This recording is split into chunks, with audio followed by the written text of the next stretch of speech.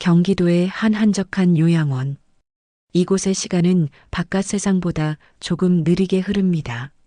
창가에 앉아 하염없이 자식들을 기다리거나 흘러간 옛 노래를 흥얼거리는 것이 일상의 전부인 이곳. 82세 김동석 할아버지에게도 삶은 그저 남은 시간을 견디는 일에 불과했습니다. 3년 전 아내와 사별하고 이곳에 들어온 뒤로 할아버지는 하루 종일 말 한마디 없이 창밖만 바라보곤 하셨죠.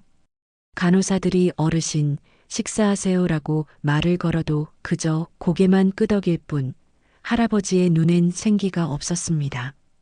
그런데 지난달 잿빛 같던 할아버지의 세상에 벚꽃 같은 분홍빛 바람이 불어왔습니다.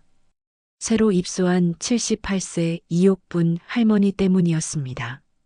휠체어를 타고 로비에 들어서던 옥분 할머니를 본 순간 동석 할아버지는 들고 있던 물컵을 떨어뜨리고 말았습니다. 흰 머리가 성성하고 얼굴엔 주름이 가득했지만 오른쪽 눈가에 있는 작은 점과 웃을 때 반달처럼 휘어지는 눈매. 60년이라는 세월이 흘렀어도 단번에 알아볼 수 있었습니다. 가난 때문에 눈물을 머금고 떠나보내야 했던 꿈에서도 잊지 못했던 첫사랑 분이었습니다. 혹시 옥분이 아니니? 영월 살던 이옥분. 할아버지의 떨리는 목소리에 옥분 할머니가 고개를 들었습니다. 낯선 노인의 입에서 나온 고향 이름과 본인의 이름. 할머니의 눈동자가 커지더니 이내 붉어졌습니다. 오빠? 동석이 오빠야? 두 분은 서로의 쭈글쭈글해진 손을 잡고 그 자리에서 아이처럼 엉엉 울었습니다. 전쟁통에 피란을 가다 헤어지고 서로 죽은 줄로만 알고 각자의 삶을 살았던 두 사람. 신이 마지막으로 주신 선물처럼 인생의 종착역인 요양원에서 기적처럼 다시 만난 것입니다. 그날 이후 요양원은 두 분의 핑크빛 로맨스로 발칵 뒤집혔습니다. 무뚝뚝하던 동석 할아버지는 아침마다 거울을 보며 머릿기름을 바르기 시작했고 옥분 할머니는 서랍 속에 아껴뒀던 고운 스카프를 꺼내 매셨습니다. 식사 시간이면 꼭 옆자리에 앉아 서로의 밥 위에 반찬을 올려주었고 간식으로 나온 요구르트를 몰래 챙겨뒀다 건네주기도 했습니다. 다른 어르신들은 아이고 늙어서 무슨 주책이야. 노인정에 봄바람 났네라며 놀려댔지만 두 분은 아랑곳하지 않았습니다. 잃어버린 60년의 세월을 보상받으려는 듯 두 분은 잠시도 떨어져 있지 않았으니까요. 두 분의 데이트는 소박했습니다. 볕 좋은 날 요양원 뒷마당 벤치에 나란히 앉아 서로의 흰머리를 뽑아주거나 라디오에서 흘러나오는 옛 노래를 함께 따라 부르는 것이 전부였습니다. 하지만 그 모습은 그 어떤 청춘 영화보다 아름다웠습니다. 동석 할아버지는 말합니다. 내 남은 수명이 얼마일지는 모르지만 그 시간만큼은 옥분이 손을 절대 놓지 않을 거야. 신이 나에게 시간을 되돌려 주신 거나 다름없으니까. 할아버지의 지고지순한 사랑에 처음엔 쑥덕거리던 요양원 직원들과 다른 어르신들도 이제는 두 분의 든든한 응원군이 되었습니다. 그런데 며칠 전 옥분 할머니가 갑자기 쓰러지셨습니다. 지병이었던 심장 질환이 악화된 것입니다.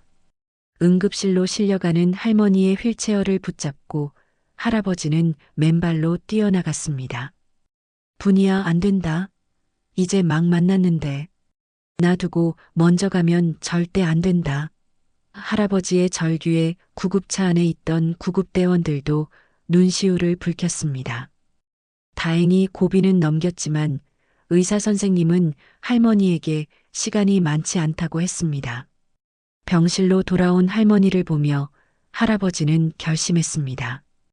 60년 전 가난해서 해주지 못했던 약속을 지키기로 한 것입니다. 할아버지는 요양원 원장님을 찾아가 무릎을 꿇고 부탁했습니다.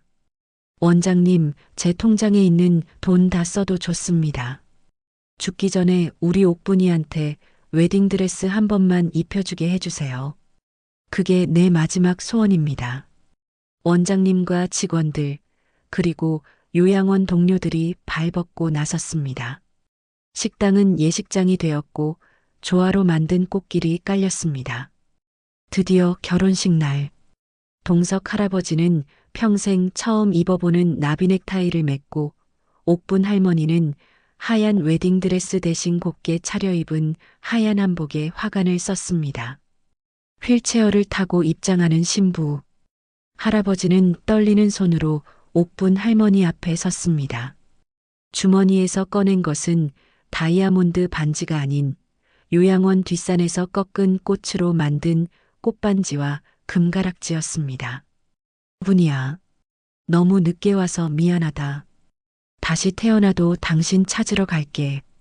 남은 생은 내가 당신 지팡이가 되어줄게. 나랑 결혼해 줄래?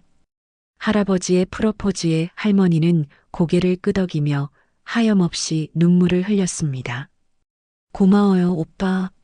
내 첫사랑이자 마지막 사랑. 지켜보던 하객들도 요양보호사들도 모두 눈물바다가 되었습니다. 주름진 손에 반지를 끼워주며 두 분은 서로를 꼭 끌어안았습니다. 82세 신랑과 78세 신부의 첫 키스는 그 어떤 영화 속 장면보다 진하고 감동적이었습니다. 검은 머리 팥불이 되도록이라는 주례사는 필요 없었습니다. 이미 팥뿌리가 된 머리카락이 두 사람의 영원한 사랑을 증명하고 있었으니까요. 결혼식 이후 할머니의 건강은 기적처럼 호전되었습니다. 사랑의 힘일까요? 요즘 두 분은 요양원 최고의 인꼬 부부로 통합니다. 비가 오면 할아버지가 우산이 되어주고 할아버지가 깜빡하면 할머니가 기억이 되어줍니다. 자식들도 부모님의 황혼 로맨스를 보며 많은 것을 깨달았다고 합니다. 효도란 게 별거 없더라고요. 부모님이 외롭지 않게 해드리는 것, 그리고 당신들의 삶을 존중해드리는 것. 두 분이 저렇게 행복하게 웃으시는 걸 평생 처음 봤어요. 사람들은 말합니다. 사랑하기 딱 좋은 나이가 어디 있냐고. 하지만 동석 할아버지와 옥분 할머니를 보면 알 수 있습니다. 사랑하기 가장 좋은 나이는 바로 지금이라는 것을요. 내일이 없을 수도 있기에 오늘 더 뜨겁게 사랑하는 두 분. 어쩌면 청춘들의 사랑보다 노년의 사랑이 더 절실하고 아름다운 이유일 것입니다. 오늘 저녁 사랑하는 아내, 남편의 얼굴을 한번 가만히 들여다보세요. 주름살 속에 숨겨진 우리가 사랑했던 그 시절의 소년, 소녀가 보이시나요? 사랑해, 고마워 이 말은 아껴두는 말이 아닙니다. 나중에 해야지 하다가는 영영 못할 수도 있습니다. 동석 할아버지처럼 용기 내어 표현해 보세요. 여러분의 가슴 속에도 아직 식지 않은 사랑의 불씨가 남아있을 테니까요. 82세의 나이에 첫사랑을 완성한 동석 할아버지와 옥분 할머니. 두 분이 잡은 두 손 놓지 않고 남은 생 그 누구보다 행복하시기를 진심으로 기도합니다. 여러분도 댓글로 두 분의 아름다운 결혼 생활을 축복해 주세요. 오래오래 건강하세요. 두 분 사랑 너무 존경합니다.